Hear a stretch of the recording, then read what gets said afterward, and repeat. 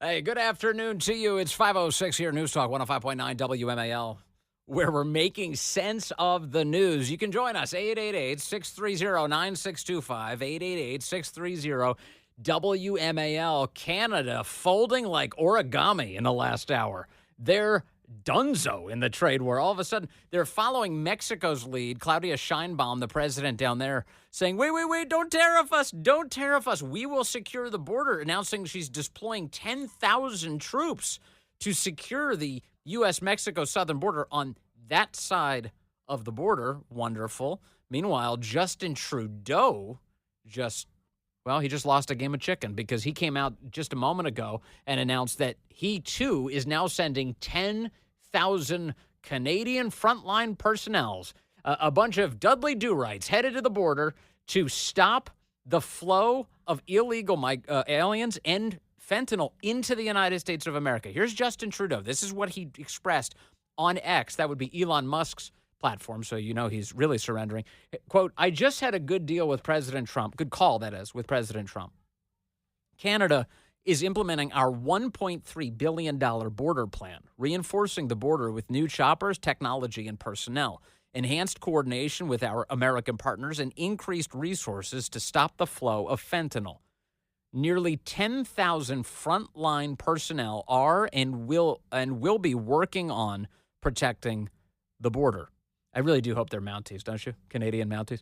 That'd be the best. Trump should force that. That'd be on horseback, red coats and everything.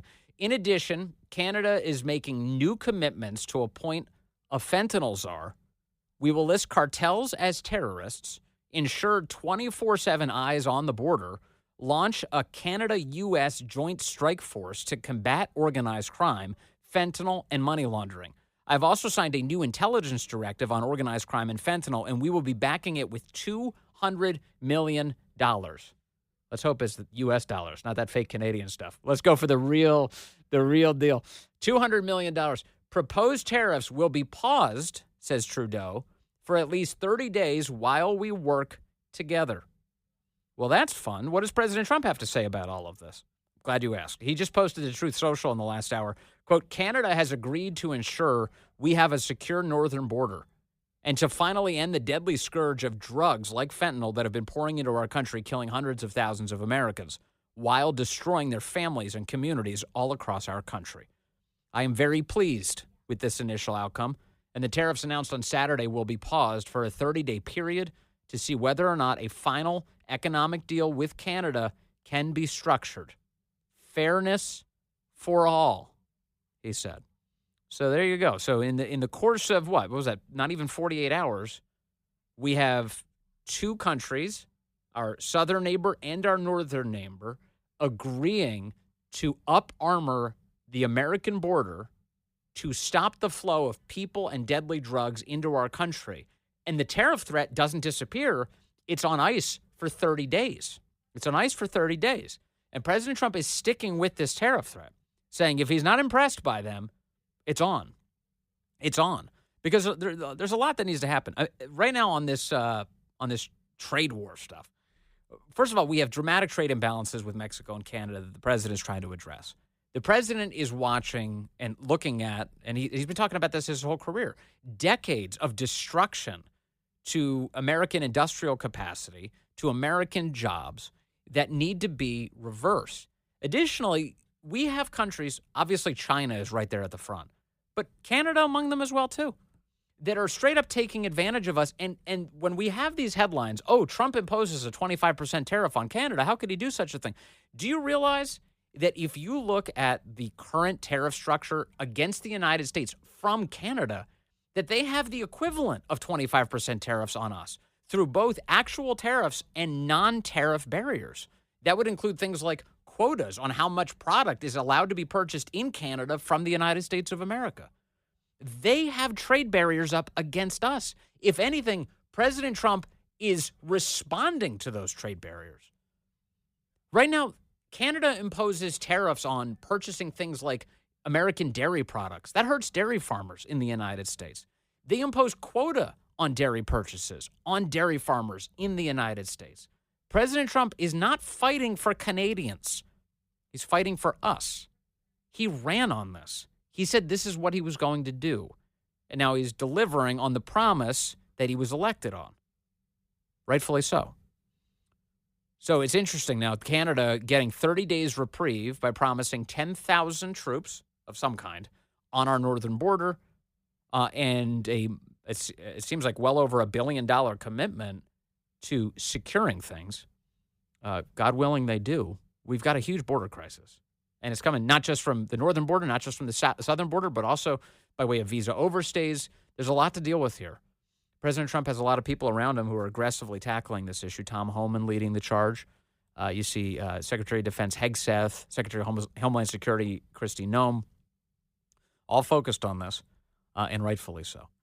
So there's the president on all of this. Pretty funny, though, Justin Trudeau, as President Trump, there, just on this trade stuff. Here's President Trump at Andrews Air Force Base making a statement about how Canada has been abusing us for many years. Canada's been very abusive of the United States for many years. They don't allow our banks. Did you know that? Canada does not allow banks to go in. If you think about it, that's pretty amazing. If we have a U.S. bank, they don't allow them to go in. Canada's been very tough on oil, on energy. They don't allow our farm products in, essentially. They don't allow a lot of things in, and we allow everything to come in. It's been a one-way street. How often is the press telling you about that?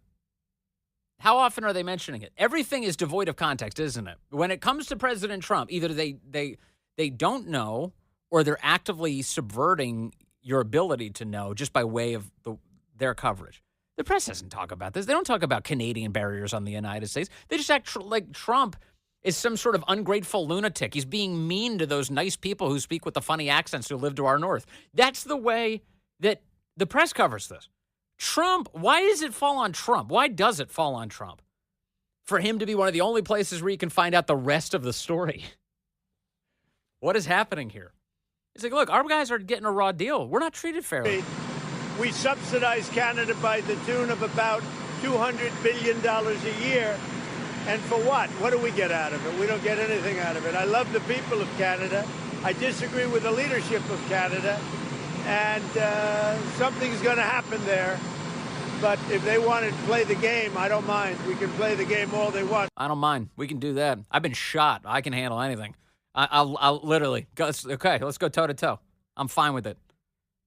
So how did they respond? Well, Mexico folded pretty quickly. Justin Trudeau, he puffed out his chest. He's like, we're going to impose tariffs ourselves. Tonight, I am announcing Canada will be responding to the U.S. trade action with 25% tariffs. How long did that last tonight? It wasn't even a full day after that. Against $155 billion worth of American goods. Uh-huh.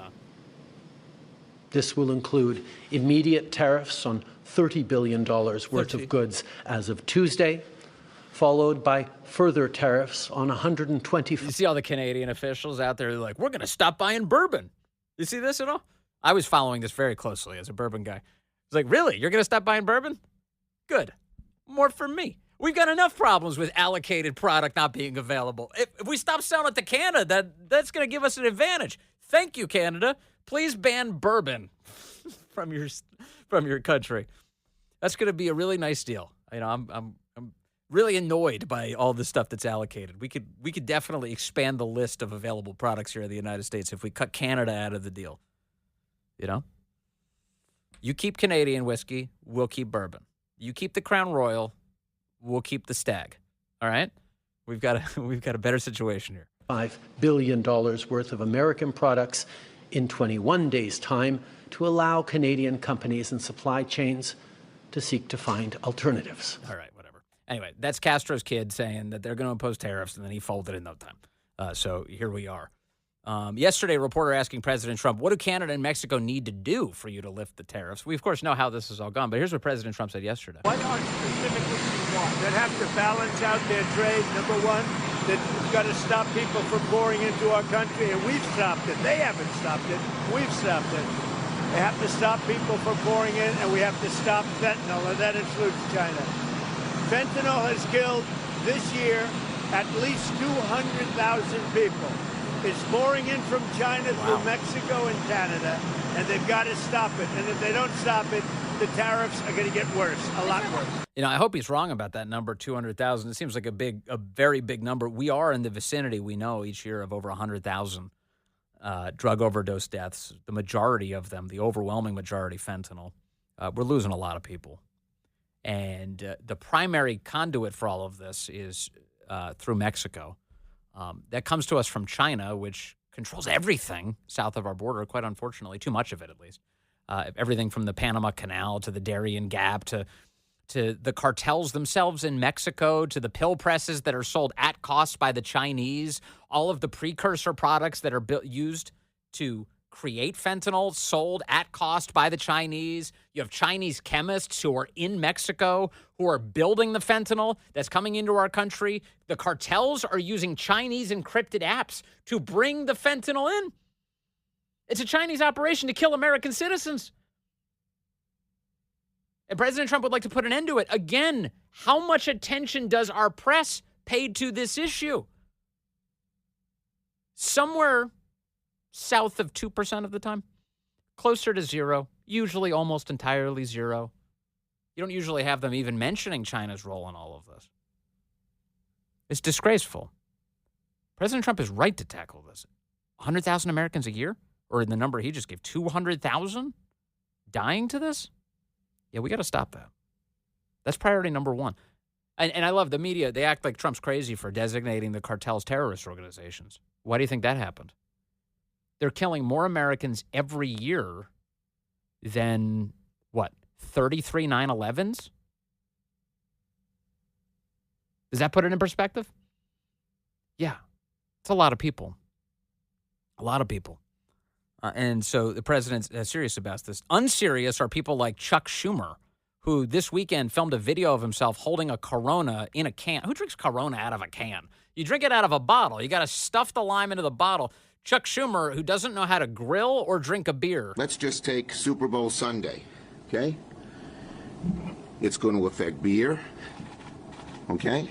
He holds up a can of Corona. Most of it, Corona here, comes from Mexico. That's false. It's going to affect your guac, because what is guacamole made of? Avocados. It's avocado. Both from Mexico. Mm-hmm. Okay, on the beer thing. No, the majority of domestically consumed beer in the United States does not come from Mexico. Yes, among the countries from which we import beer, Mexico. Mexico's number one.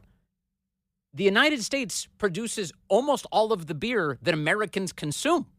77%, according to the brewing, I think it's the Brewing Association. I was looking at the numbers this morning. 77% of all beer that was consumed in the United States in 2023 was domestically produced. Craft beer, the big sellers, those guys. It's American beer. Americans drink American beer. Are there some internationals in there? Yes, there are. Yes, there are. Which reminds me of the time I went to Union Station. Did I ever tell you this story? I ordered a Yingling down in the food court in Union Station. It was probably for lunch. It was many years ago. Don't judge me. But I'm at Union Station. I order a beer. And the woman is a nice Asian woman. She charges me for an international beer.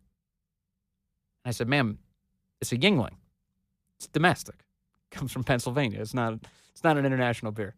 I swear to you, she looked at me. She goes, no, international, Yingling.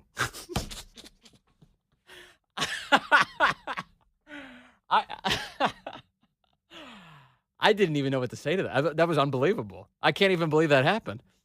So that day, I hate to admit it, I paid too much for domestic beer.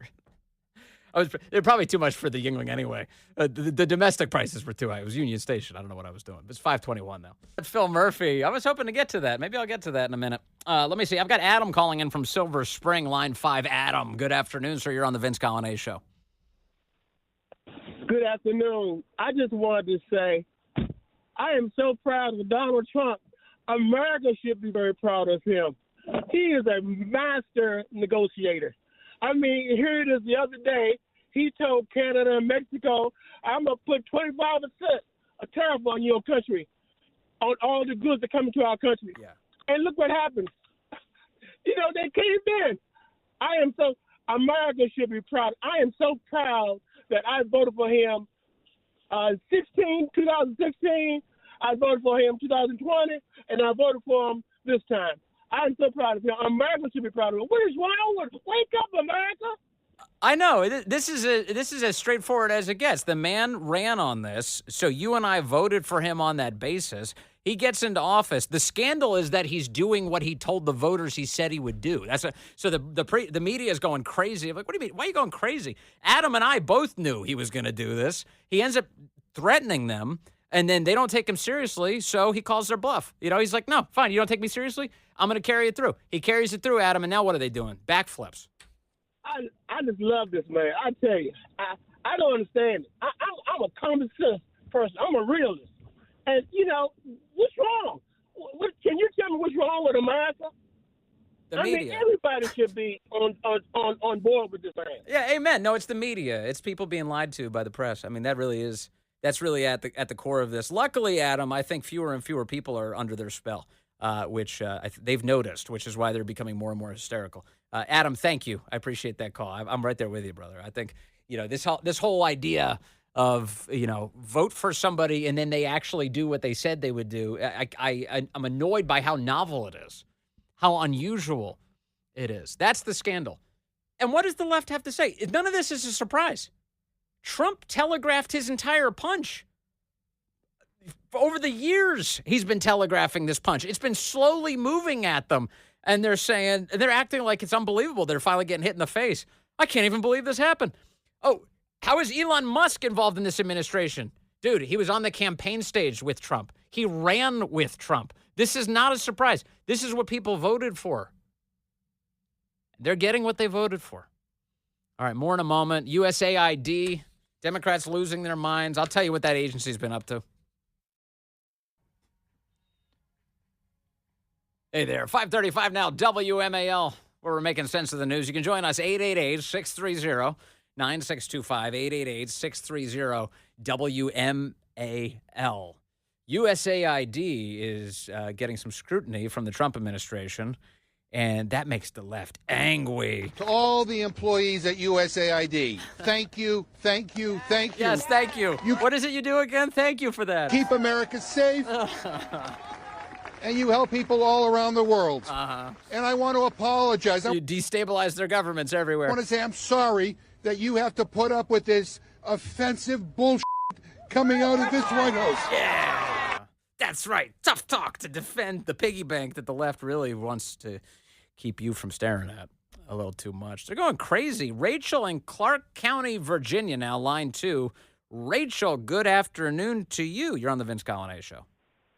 Hello, Vince. Always a pleasure to talk to you. I just wanted to say I've got a glass right next to me that is filled with a cup of tears that has been fermenting for years, and it tastes so, so sweet to watch everybody melt down in the way they are. They're like when you tell your toddlers who've never been told no, who are now teenagers, no for the very first time, and they're culture shocked.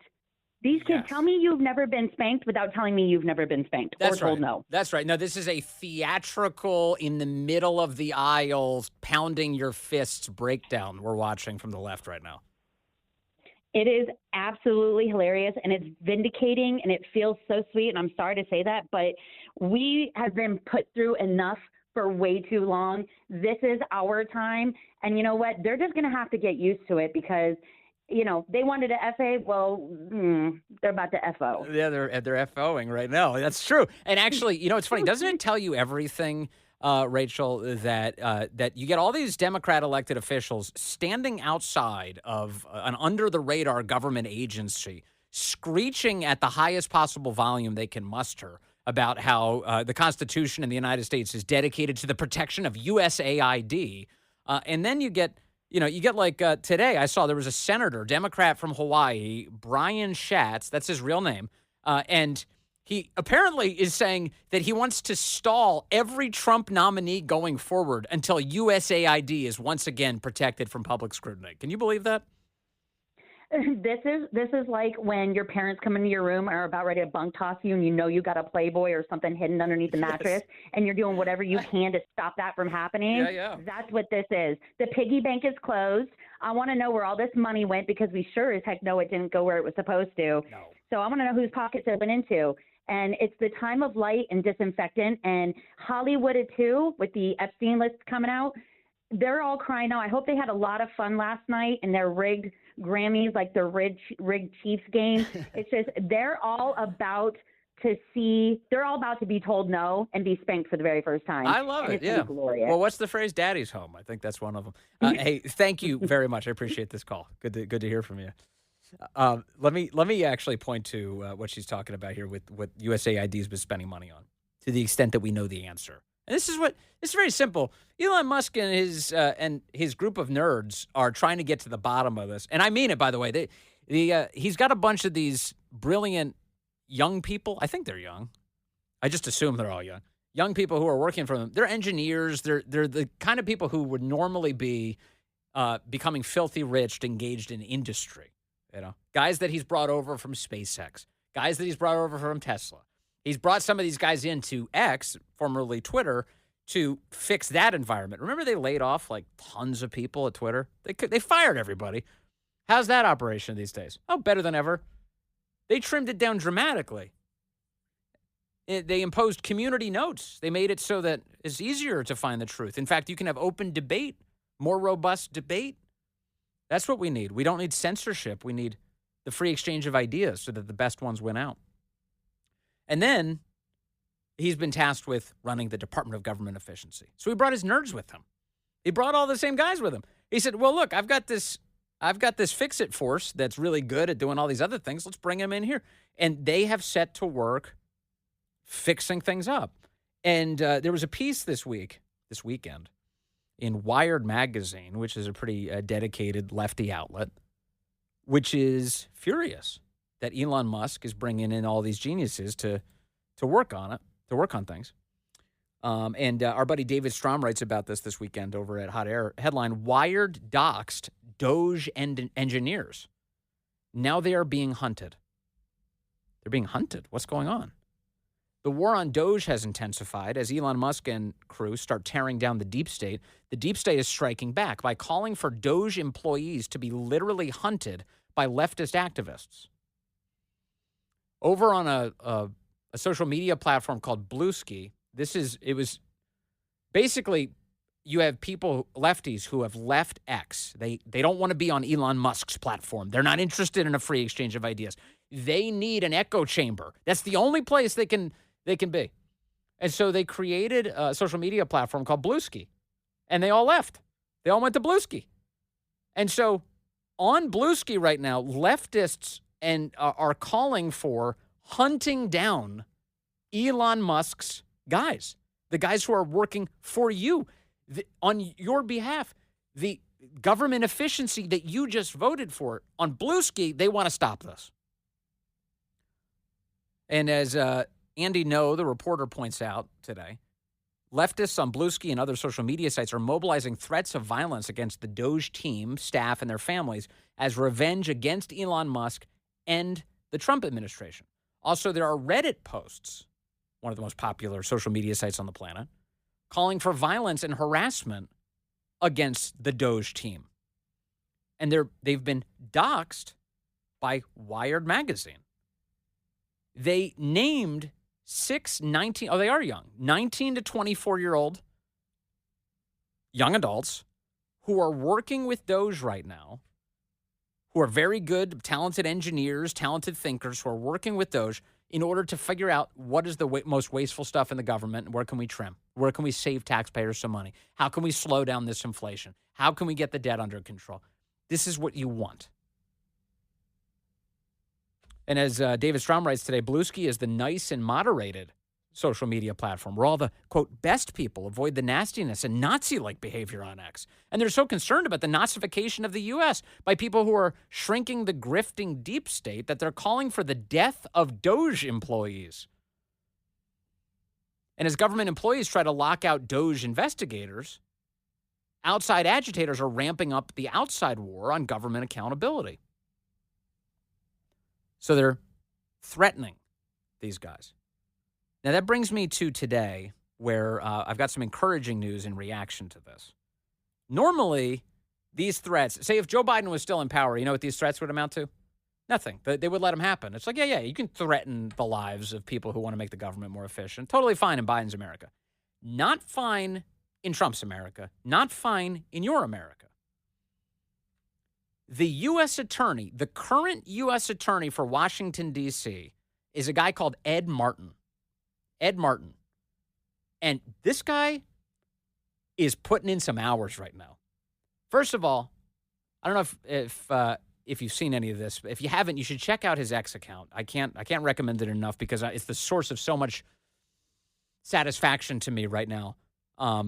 He this weekend changed his profile picture to a young girl, 3-year-old girl named Taya Settles, who was killed in Washington, D.C. last year by a thug, shot dead. A beautiful little 3-year-old girl who had the rest of her life taken away from her by some animal. And Ed Martin changed his profile picture to her. He's the D.C. U.S. attorney. Did Matthew Graves do anything like that? What was Matthew Graves doing? Matthew Graves was crushing American citizens who dared vote for the wrong guy. You can't vote for Trump or I'll crush you. So that's what he spent all of his time doing. And that guy should be prosecuted. Matthew Graves, who's no longer in the gig.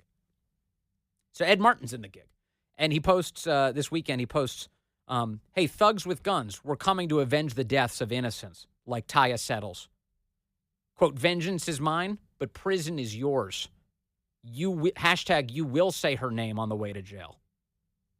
Finally, a real U.S. attorney. What percentage of arrests did Matthew Graves not prosecute in D.C.? It was like 70%, right? Yeah, it was way up there. It was way up there.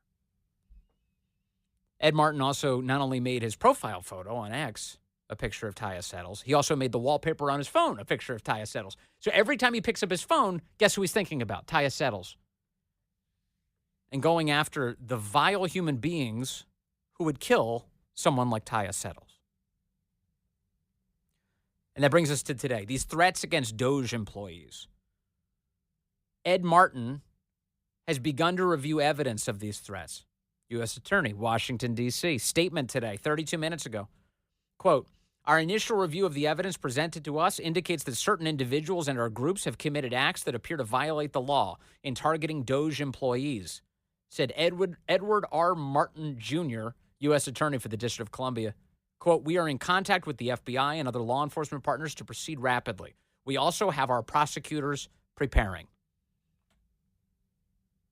This is the same U.S. attorney, I'll have you know, who sent a letter to Democrat Senator Chuck Schumer over the weekend asking for him to explain his 2020 comments where he threatened the United States Supreme Court. He sent a letter to him. It's public. You can read it. Saying, it's time for you to explain this. You need to explain yourself. Why were you threatening United States Supreme Court justices? Wow, that's some long overdue accountability. Ed Martin doing that. So we have a very busy U.S. attorney now in Washington, D.C. Breath of fresh air.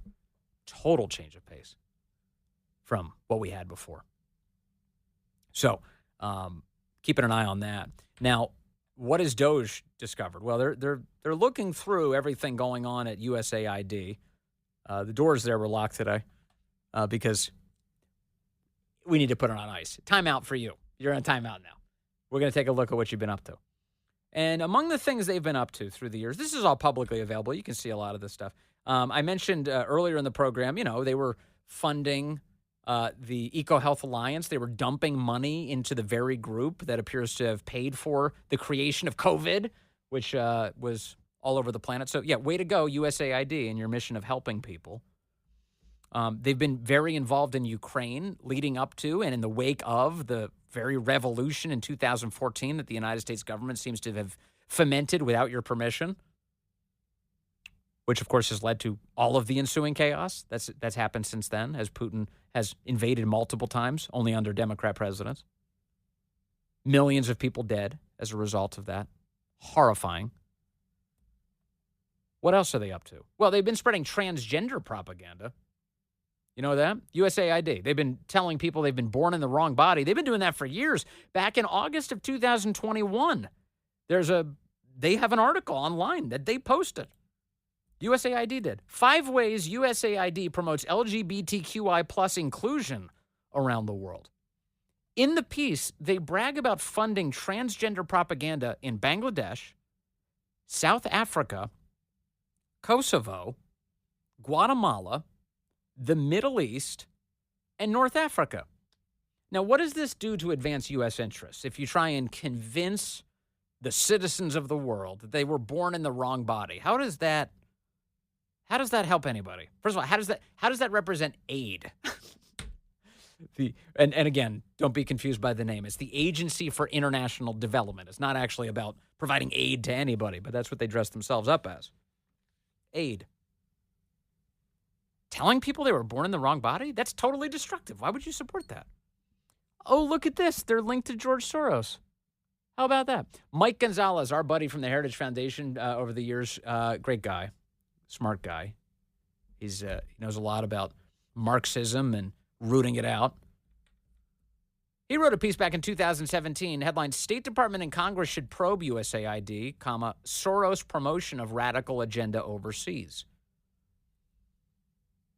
And he points out in his excellent piece that, quote, it is Soros' right as a private individual to act on his convictions, but evidence is emerging that during the past 8 years, Soros, his Open Societies foundations, and their many smaller affiliates have received U.S. taxpayer money through USAID, and that USAID has made the Open Societies foundations the main implementer of its aid. Oh, that's right. So they're in bed with Soros. Given that many of the policies Soros and his Open Societies foundations promote do not enjoy consensus support among U.S. society, and given further that many Americans, in fact, find many of them repugnant, well, we should investigate the extent of their cooperation between all of these organizations, the Open Societies Foundation and its affiliates, and USAID and U.S. embassies abroad. Why is Soros in bed with this organization that takes in and spends $50 billion a year out of your sight? And then during the Biden era, I was just quoting from 2017. That was the tail end of the Obama years as Trump was coming into office. The Bidens, they were all in on George Soros and USAID. In 2023, the head of USAID, a woman called Samantha Power, well, she met with George Soros' Open Society foundations. The Washington Examiner had reporting to that effect. Top Biden USAID administrator met with George Soros' foundation and other liberal groups. USAID has been involved in all sorts of things. They built a Cuban Twitter to stir unrest in Cuba. They did that secretly. They never sought your permission to do it. They built an entire social media platform designed to lead to regime change in Cuba. That was, again, without your permission, without your knowledge. Just a big secret operation. Cuban Twitter. They've done that all over the world. What else have they done? USAID expenditures. Ryan Gerdusky quotes a couple here. $20 million on a Sesame Street show in Iraq. Do you know you're paying for that? $20 million in Iraq to build Sesame Street. I'm sure with a bunch of wholesome lessons. It's going to be the Elmo of yesteryear right there in Iraq. $56 million to boost Egyptian and Tunisian tourism, instead of American. $40 million to build schools in Jordan. $150,000 for Korean kids to visit Washington, D.C. $11 million to tell Vietnamese people to stop burning their trash. This is what we're spending money on. This is the current state of affairs. And that's not all. I'll share this with you coming up. I've pulled this up, so I want to make sure to get it for you. That the White House is announcing, Caroline Leavitt stepped up to some microphones today to announce that we're spending money on all sorts of ridiculous things with USAID. More in a moment. Through USAID over the past several years, these are some of the insane priorities that organization has been spending money on. $1.5 million to advance DEI in Serbia's workplaces, $70,000 for a production of a DEI musical in Ireland, $47,000 for a transgender opera in Colombia. Of course. $32,000 for a transgender comic book in Peru. Definitely. I don't know about you, but as an American taxpayer, I don't want my dollars going towards this crap, and I know the American people don't either, and that's exactly what Elon Musk has been tasked by President Trump to do, to get the fraud, waste, and abuse out of our federal government. Thank you, guys. Amazing. And she just walks away. She was not holding the mic, so she couldn't drop it. She was standing just right in front of a bank of microphones. just absolutely eviscerating this out-of-control government agency, which desperately needs to be eviscerated. That work is underway. The media fighting on behalf of the out-of-control government, because things are the inversion of what they're supposed to be these days. The great one, Mark Levin, up next here on WMAL.